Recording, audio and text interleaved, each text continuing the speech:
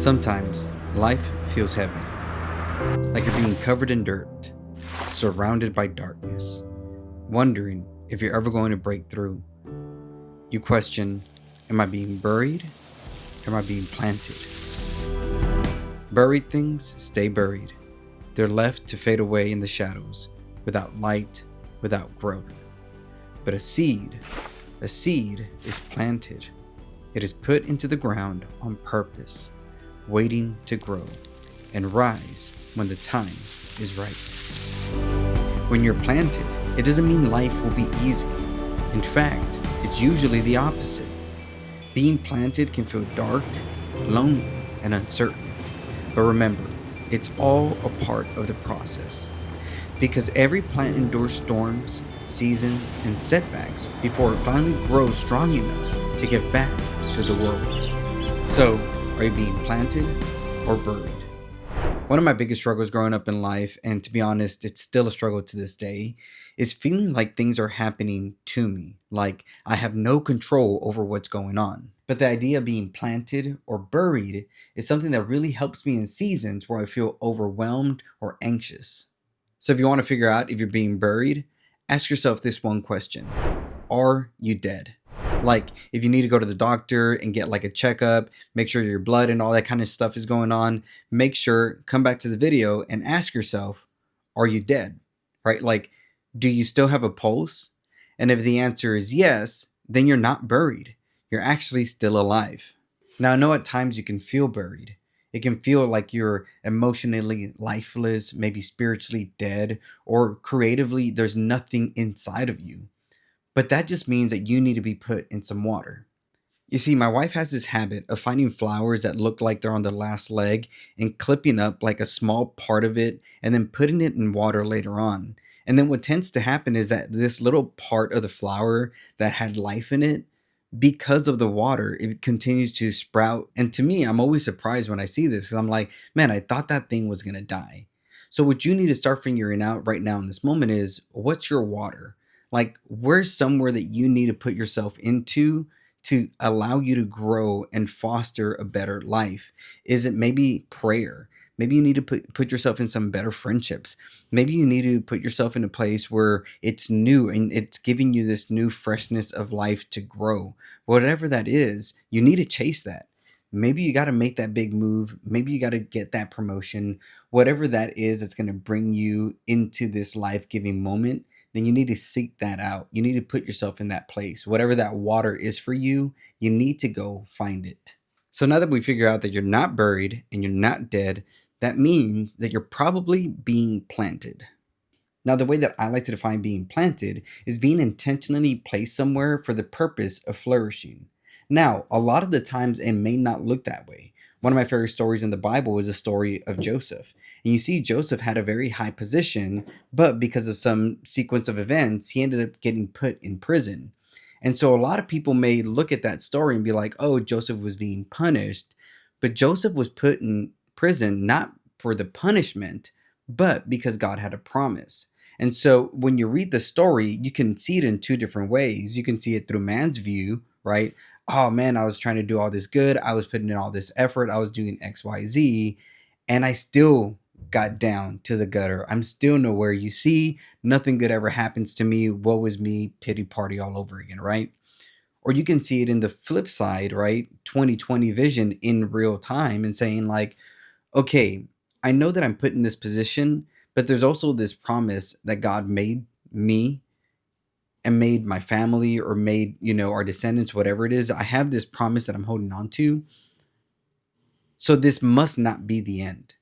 Prison must not be the outcome of my life. There must be something better.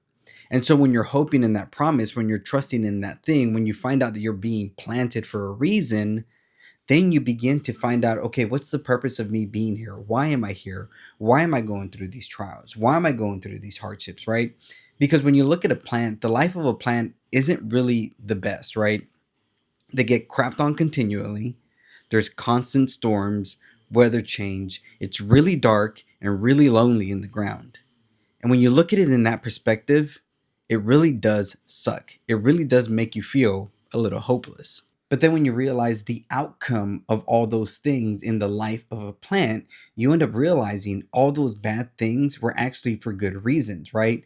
When you look at the storms that a tree has to go through, it's so that its trunk can get so much stronger that it can endure more storms in the season. So rather than it being tossed to and fro year after year by the winds and the waves and everything that's going on in all these storms, after a while, that tree gets strong enough to, rather than it being affected by the storms, it becomes a shelter for other things, right? For other animals and maybe even other people. So when you look at it that way and you change your perspective, that storm actually makes that tree stronger for other people and other things. Or when you look at the process of a plant, and when a plant is constantly being pruned, the process of pruning isn't great. I'm sure the plant doesn't like to be pruned, it hurts, right? But after all that pruning, you begin to see fruit and you begin to see vitality and strength. And so that pruning ultimately led to a blessing, right? You can take and eat tomatoes and oranges and apples and so many kinds of fruits because of the pain that was being endured by the plant. Its suffering was for your benefit. And ultimately, for men, that's the goal, right?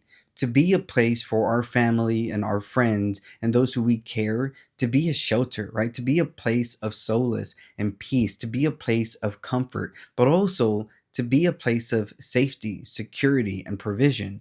And so when you look at the life of a plant or the life of a tree or just anything outdoors, you begin to see that being planted isn't really the worst thing.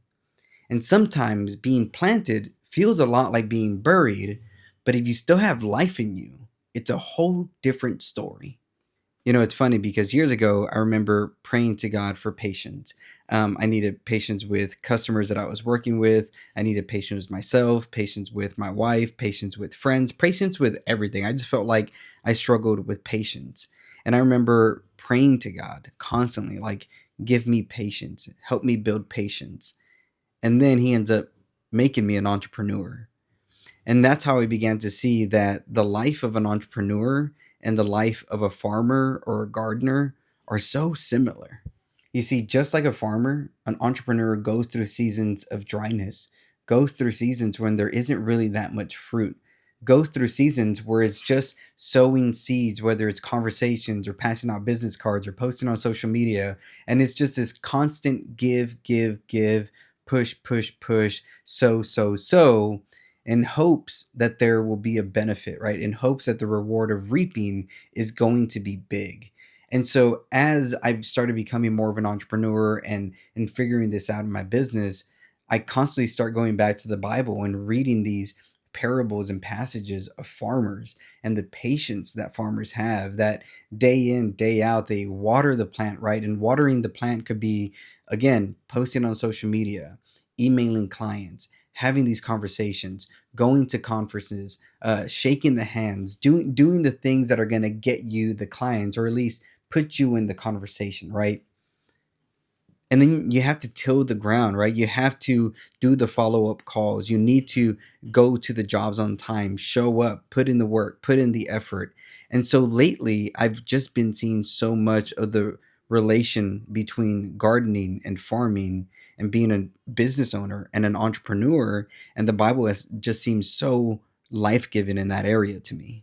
So once you find out that you're planted, you also need to ask yourself, well, what kind of plant am I? And who is the gardener? And to me, this is again where the Bible comes in so clearly, because when I go to the Bible and I see, oh, Jesus is the gardener, right? He's the one that scatters the seeds around, and he's the one that gives life and causes growth. So in the situations that I'm being put in the places that I'm being put in, whether it's lofty places of success or maybe lowly places of anxiety and depression, I need to realize he's there and he put me here for a reason. And so, whatever the situation is, it isn't a situation that I'm facing alone. It's a situation that my gardener can come in and help, and he can prune, and he can till, and he can water, and he can give me the sunshine. He can do the things that I need in order for me to flourish. And so when I began to realize that, again, it's definitely opened up my prayer life to saying like, well, what are other things that I'm lacking as a business owner? What are the other things that I'm lacking as a husband? What are things that I'm lacking as a father and as a friend?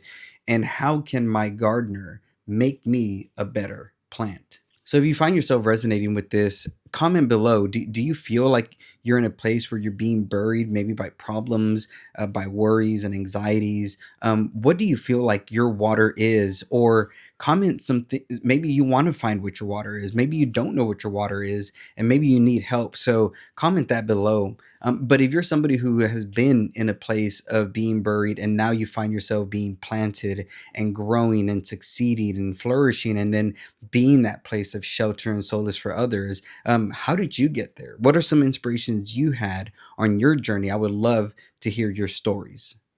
So if you guys like these kind of videos where I get really in depth and motivational with y'all, then click this video up here. If y'all want to see more about me and what I like to do, then go ahead and click this video up here. But until next time, catch you on the flip side. Peace out.